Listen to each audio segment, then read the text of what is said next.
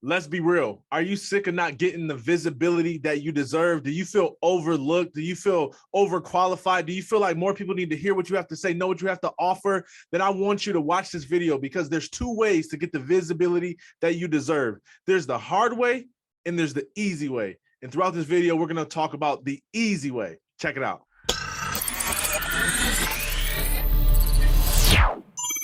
All right, let's get it. Welcome to another episode of Finish Friday. Yeah, that's right. You know what time it is. We are in part 2 of a 4-part series, why your message isn't getting the visibility it deserves. So if you feel like you're the world's best kept secret, if you feel like you don't have the visibility that is representative of your talent, then we're going to talk about how to solve that problem throughout this video. If you like this content, if you're a speaker that's looking to get into the industry, or if you, like me, share the belief that we live in a world of more than enough.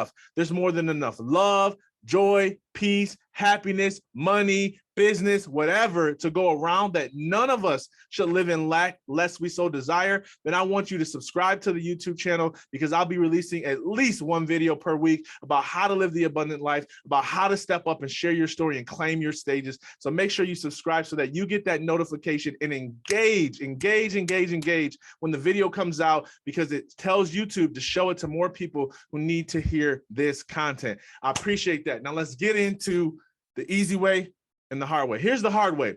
The hard way is that you come up with an idea, a product, a service, and you get people to try to buy into your idea. You try to convince them that they need what you're offering, okay? And I'll be real with you. The truth is, they probably do need it. You probably are right.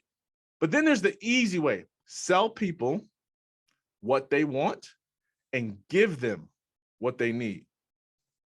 I'm going to say it again because I don't think you got it. Ready? You're going to sell people what they want, then give them what they need. If they want more sales, tell them you'll help them make more sales. But if what they need is healing in order to make more sales, then in your process, you build in that. People buy solutions to problems, and you, my friend, are the solution to their problem. The lessons that you've been through, the lessons that you learned are a solution to their problem. The pain that you've been through are a solution to their problem. The money you've invested into yourself and the books that you read and the experiences that you have all have combined inside of you, because you are the solution. And what would happen if you started to see your interactions with your audience that way? That man inside of me, and my pain and my lessons and my wounds and my wisdom is exactly what they need. They don't have to stay in their pain. They don't have to make the mistakes that I've made.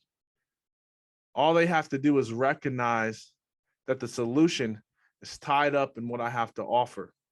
And there's no better way to communicate to people that you're the solution without sounding prideful. That's not what this is. By telling your story. Yep. When you tell your story, people connect to your heart. When you tell your story, people connect to your journey. When you tell your story, people know how much you care, because people don't care how much you know till they know how much you care. So let me give you 3 ways that you can better articulate that you are the solution to a problem. You ready? Number 1, I want you to ask yourself the question, how many of your ideal clients have you interviewed in order to see what their problem is?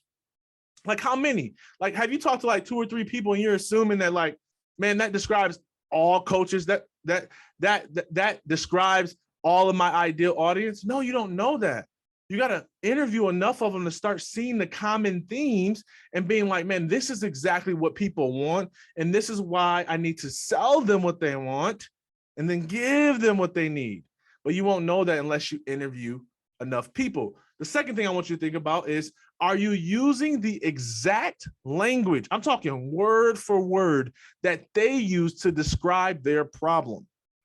Typically, what I've learned, and the mistake that I made in the past, is that I was using language that I like, stuff to describe it as an expert. And my ideal audience wasn't using that language when they complain about their problem. For instance, when I was doing Second Chance Athletes in the beginning, I told people I'm going after forgotten athletes. I want them to discover identity and purpose beyond sport, blah, blah, blah, blah. And although that is what they need in order to live a fulfilling life, that's not what they wanted. What the athletes were really wanting in the language they were using was, I'm trying to find a job. I'm trying to find something that pays me as well as I was being paid as an athlete. I'm trying to build a brand. I'm trying to become a speaker and make an impact through my message. And I needed to change my language to match the language that they were using to describe their problem. Because when you share your solution, you want people to say, man, I was just talking about that yesterday. Man, I just said that to my friend the other day. And when you say that to them, they will then buy into what you have to say, and you guys will be connected moving forward. Let's go to number 3. Have you asked people that did not buy or listen to your message, have you asked them why? Typically, when we get rejected from people, we internalize it and we start making all these conclusions about why they didn't buy our product or service, when in reality, we never talk to them and we really don't know. What I want you to do is I want you to interview people who rejected you. I want you to ask people who didn't buy from you what you could have done differently. Because what that's going to help you to do is to help you see yourself how other people see you, okay? And when you see how they see you, what you can start to discern is, well, what am I showing them, right? What am I showing them? Am I showing them a posture that's making them come to this conclusion? Am I using language that's causing them to perceive me differently? Or am I realizing that they're really not my tribe and I need to find a different tribe? There's so many different solutions that you can come up with, but you have to have the difficult conversation of getting the honest feedback of what you did wrong. Okay, so this is how you get better at articulating that you are a solution to a problem. It's number 1, you interview all your ideal clients and you see the language that they're using, which is number 2. Make sure your language matches their language. And then number 3, you ask people who have said no to you.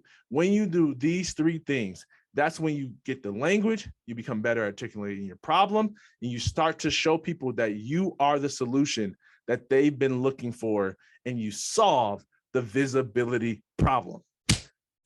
I know that's helpful. I do. And if you know it's helpful, go ahead, drop me some love in the comments. Share your best tips for visibility in the comments. Sure, you want to sell your stuff, go ahead, pitch it, whatever. You like, we live in a world of more than enough, so go for it. But make sure you engage with my content because you're watching this video, and let me know what you think. And I'd love to connect with you. If you like what you hear, make sure you subscribe to the YouTube channel. If you're looking to connect with the community of speakers helping speakers, if you want to get some free speaking opportunities sent directly to your email inbox, join my Speaking Made Profitable private Facebook group. I'd love to have you and connect with us because we are in there doing numbers. All right. So till next time, always remember to finish strong because we finish what we start around here. Peace.